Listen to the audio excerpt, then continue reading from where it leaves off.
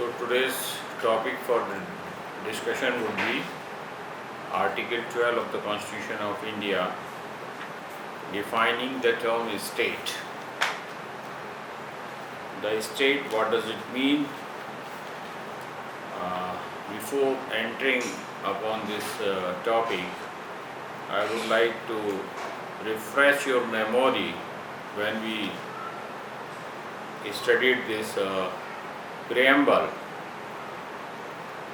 On one hand, the preamble set out the goals to be achieved, how this country would be socialist, secular, democratic republic.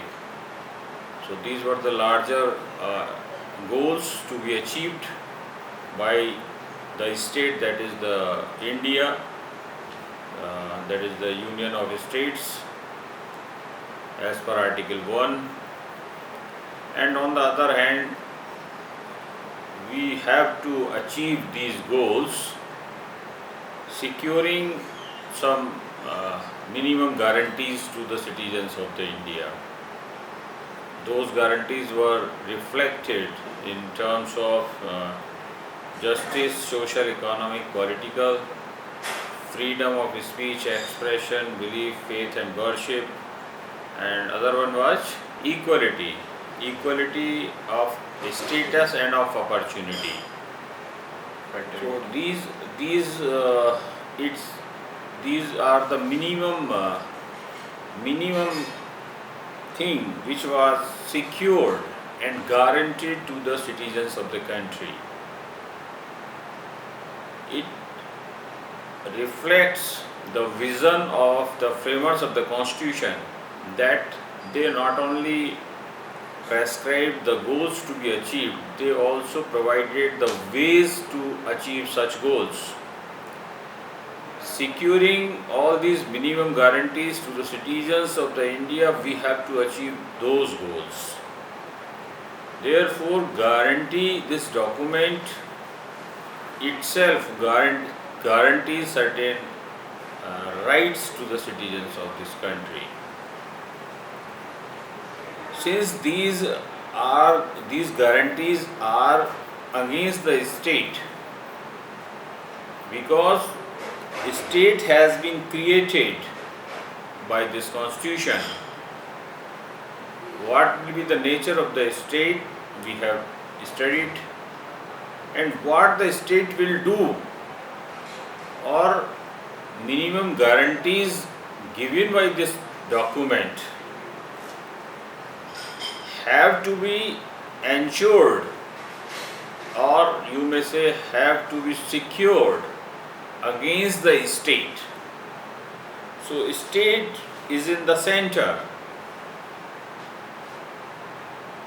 So it becomes very necessary to understand the meaning of term the state. If you go back to the political scenario, or you can say the political sphere in political science, generally a state means a political entity which will be having some land, some population and some resources and some type of autonomy. These are the basic characteristics of a state in the political sphere. But in the constitutional sphere, the meaning goes to some extent changed. Keeping all these ingredients intact, after creation of the state, after coming into existence of a state, when we look at the term state in perspective of what has been guaranteed in the Constitution of India against the state would mean something different. And what different, this has been replied under Article 12 of the Constitution. What does it say? The Article 12 of the Constitution say, what does it say?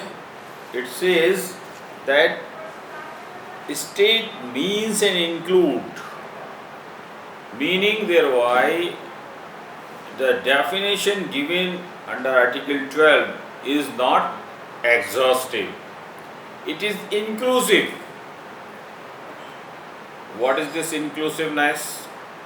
It includes certain authorities to be treated as a state. What are those authorities which have been included? Number one is the Government of India. Number two, the Parliament. And number three, Government of the state. And number four, state legislatures. So these heads includes the legislature as well as the executive, being the part of the state. You must also be very much clear with regard to the fact that executive is the part of the legislature, because legislature is a bigger body, and out of that body some persons, some members of the legislature represent the executive, depending upon the nature of the system.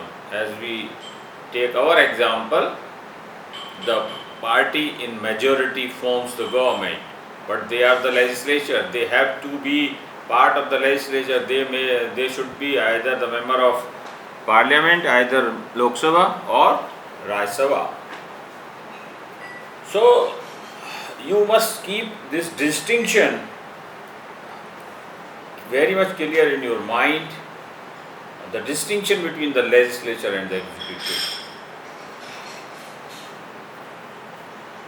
And the same position will be with respect to the government of the state and the state legislature.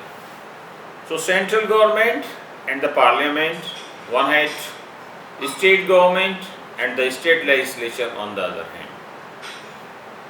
This does not include the judiciary. If you go back to the political thoughts regarding state, all the political thinkers are moreover agree the state has three parts: the executive, legislature and the judiciary. And we too also agree on this point that the judiciary is the part of the state. And if you remember the theory of Montesquieu, separation of powers, he distributes the powers of the state among three wings: the executive, legislature and the judiciary. And we follow this Montesquieu theory in principle. But now a natural question would arise: why judiciary has not specifically included? Why only two organs of the state have been included and the judiciary has not been included?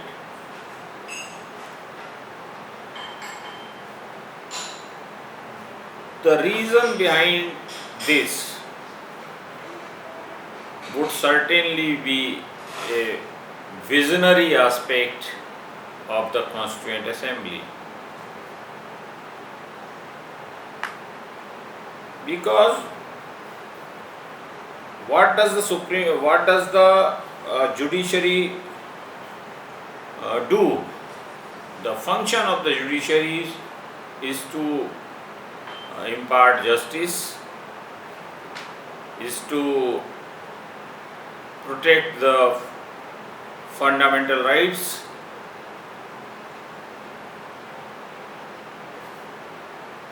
if the state violates the fundamental rights of the citizen. You will also agree on the point that the theory of checks and balances has been adopted by us. In our constitution, if executive goes ahead, crosses his border, it is the legislature can check it. It is the judiciary which can check it. And if parliament means legislature crosses its limits, then it is the judiciary which can check it. And if the judiciary goes beyond its reaches,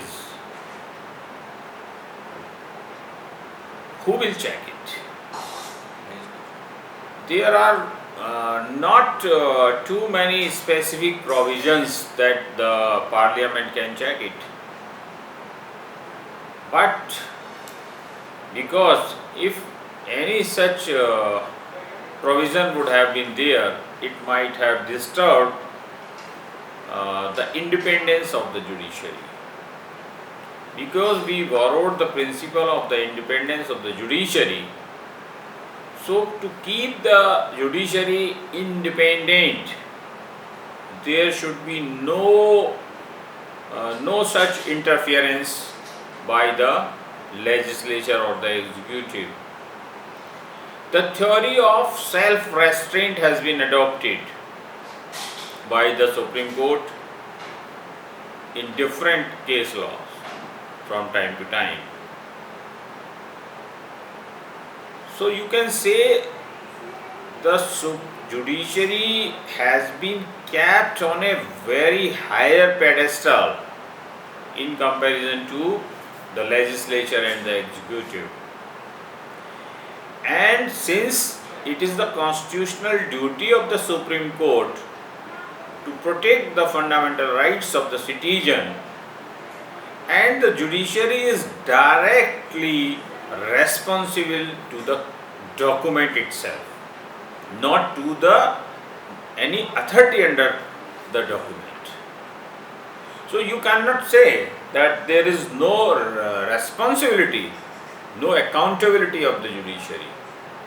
The judiciary's accountability lies to the document of the pious Constitution of India.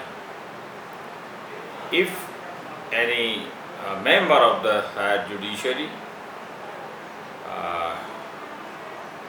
does any act which may come within the purview of the misconduct, he can be removed. The impeachment motion can be brought. So this is a check which is not the direct one. This is a check by the legislature indirectly and with a complicated process. Why complicated process? So that to keep the judiciary independent. It may not be oftenly used as a weapon by the legislature to thrill the higher judiciary.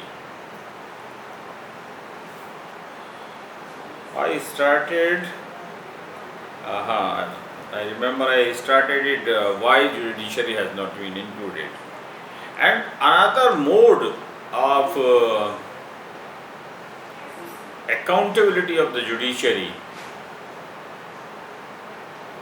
not to be made to the legislature or the executive, is that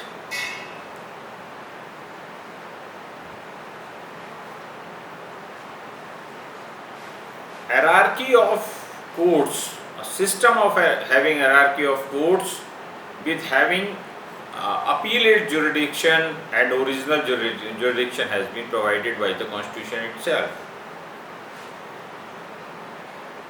Now a natural question would arise whether any judgment of the judiciary, particularly constitutional courts, high courts and the Supreme Court, be challenged on the ground that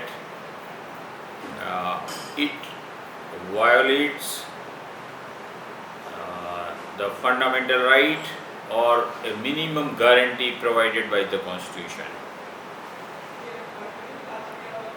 if same act has been done by the legislature or the executive, it is the judiciary to say, which can set it aside and declare it unconstitutional and void. But what will happen if a judgment itself is in results into the violation of the fundamental rights? It is a hypothetical situation because the experience of more than 70 years of this constitution, the India has not faced even a single situation like this, and nor can be expected in future. And moreover, if any such things takes place, the appellate courts are there. If a single judge of the Supreme Court passes such an order, there are other benches, division bench and the larger benches are there, and any such issue can be taken up by the constitutional bench if needed, and the decision of the constitutional bench would be final. So, keeping all these background in mind, the judiciary was not directly included in the term state. The another aspect or another role entrusted to the judiciary is its administrative powers. High courts and the Supreme Court not only exercise the judicial powers but also exercise the administrative power. Administrative power in different spheres while managing the affairs of the institution. So, whenever the judiciary, whether it be the Supreme Court, whether it be the High Court, or it be District Court, some administrative function is being done, it is included in the term state, and such administrative action can be challenged in a court of law against the judiciary being violative of the fundamental rights. But the same thing has been done on the judicial side, then it cannot be challenged on this ground but can be challenged in the appellate jurisdiction, and the same ground can also be taken in that appeal. So, in nutshell, you can summarize the legal proposition regarding the judiciary, that when judiciary acts in its administrative sphere, it will be included in the term state under Article 12, but if the judiciary has acted in the judicial side, then it would not be included in the term state. So, this is all about the three organs of the state: executive, legislation and judiciary, and what is the legal proposition as on today. Apart from these three organs of the state being part of the term state, the another authority included in the definition is local authorities. What does it mean? The local authorities has been defined under section 3 of the General Clauses Act. As the name itself signifies, the local authorities means the district board, municipalities, municipal corporations, panchayats and so on. And uh, you can see that all such local authorities are creation of the statutes. Means local authorities means those authorities created by the statute, means by an act of parliament or by an act of the state legislature. So such authority will be the local authorities. And the one more term in name of other authorities has been included. Other authorities within the territory of India or under the control of the government of the India. Other authorities को आगे specify किया कौन सी, only those other authorities which are within the territories of India, may be under control or may not be under control, and other authorities which are under the control of the government of India, may be situated within the country or may be not be situated within the country.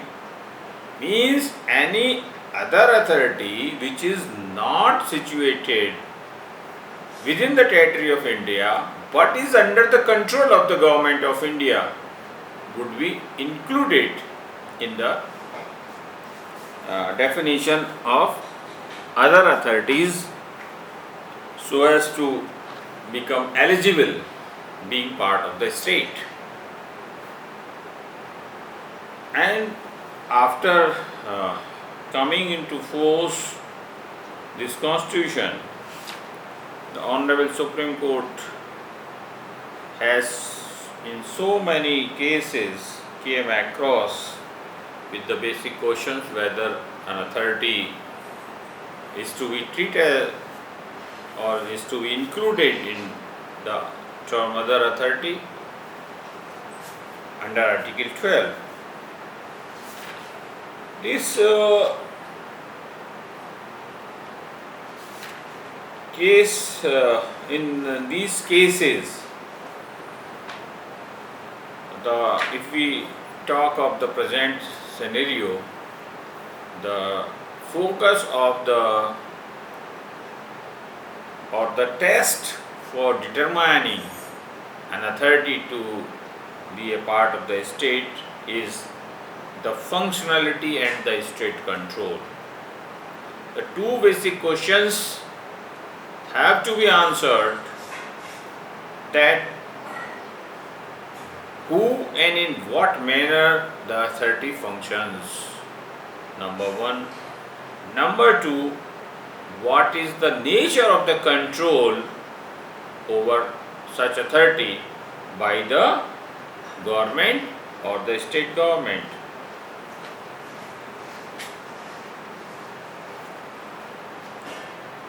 Different case laws reflected inclusion of the different authorities as state.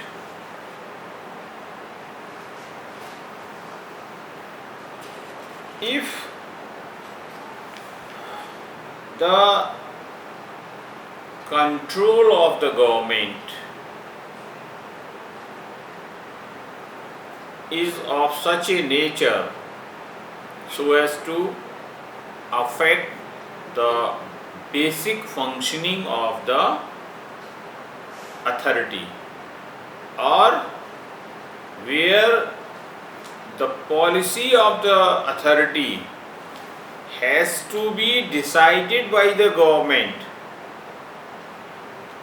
and number two, such authority has been entrusted with discharge of some public function.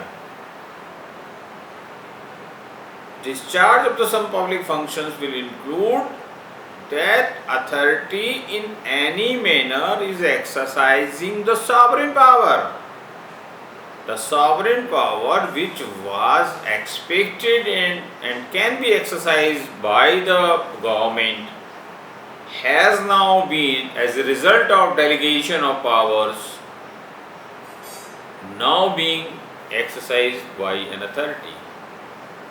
So wherever you find the direct control over the authority is of the government, it is working for the government, it will be included in the definition of the other authority. If some authorities are not creation of the statute, suppose some societies have been formed,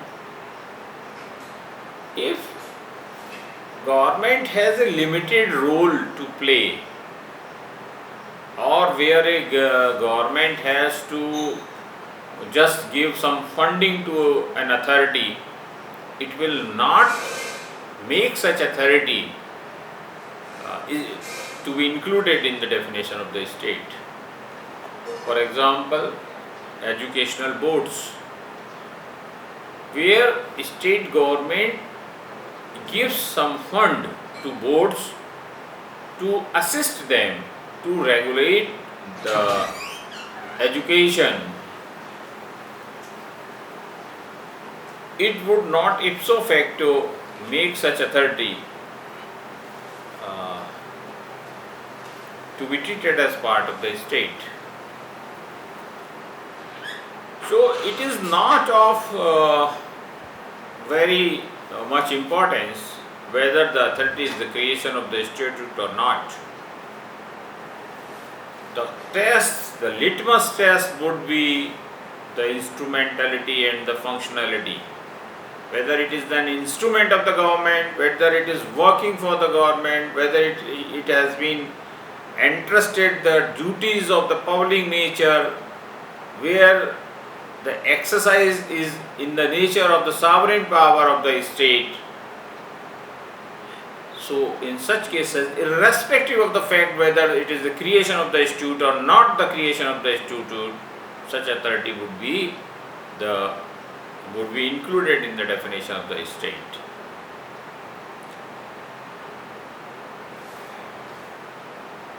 Different case law have decided different authorities to be part of the state. A list is very long. For example, if we take one or two cases, in Ajay Hasia versus Khalid Mujib, AIR 1981, Supreme Court, Regional Engineering College established by a society registered under a state act was held to be the state. ISI, Indian Statistical Institute, was held to be a state in BS Minhas versus Indian Statistical Institute, AIR 1984. ICAR, Indian Council for Agricultural Research, held to be a state. CSIR, Council of Scientific and Industrial Research, in Pradeep Kumar Biswas versus Indian Institute of Chemical Biology, 2002.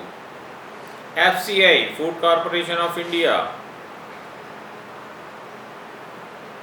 because FCI is the instrumental of Government of India, and it purchases and warehouses the grain from the farmers on behalf of the Government of India.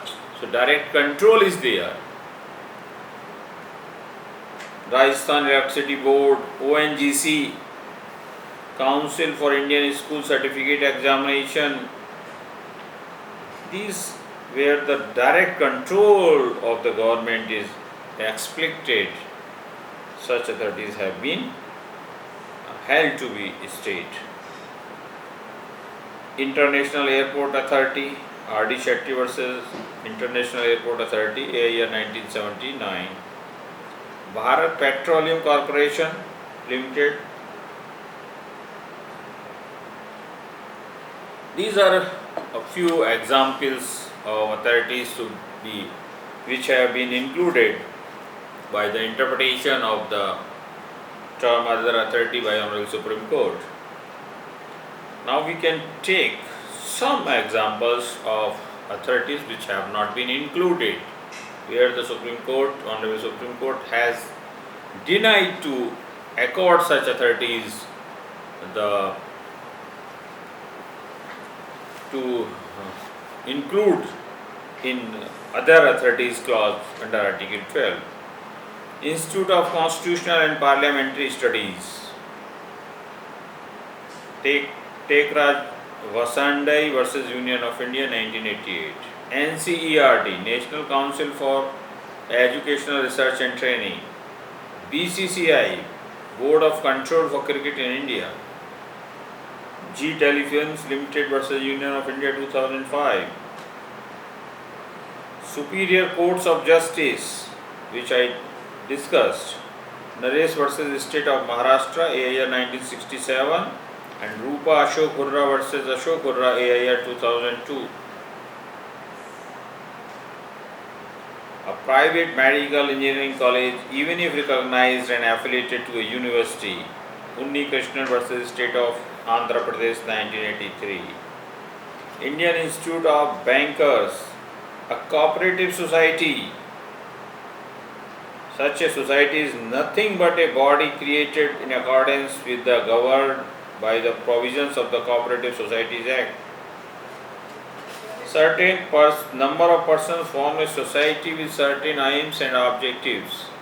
It is subject to certain rules, regulations. Such a society is not created by the provisions of the Act itself, nor the state exercise any control over such society. Therefore, cooperative societies are not to be treated as part of the state. 2-3 case laws you must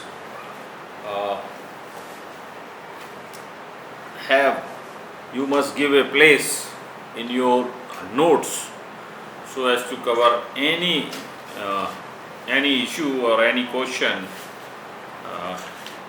arising out of Article 12. Those leading cases are University of Madras versus Santavai. Honorable Supreme Court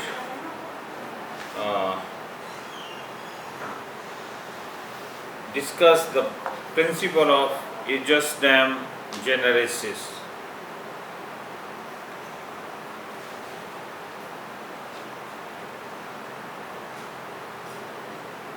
Sukhdev Singh versus the State of Rajasthan, AIR 1975. R.D. Shetty versus International Airport Authority. G Telefilms Limited versus Union of India. And on judiciary, Rupa Ashok Hurra versus Ashok Hurra, AIR 2002, Supreme Court. If you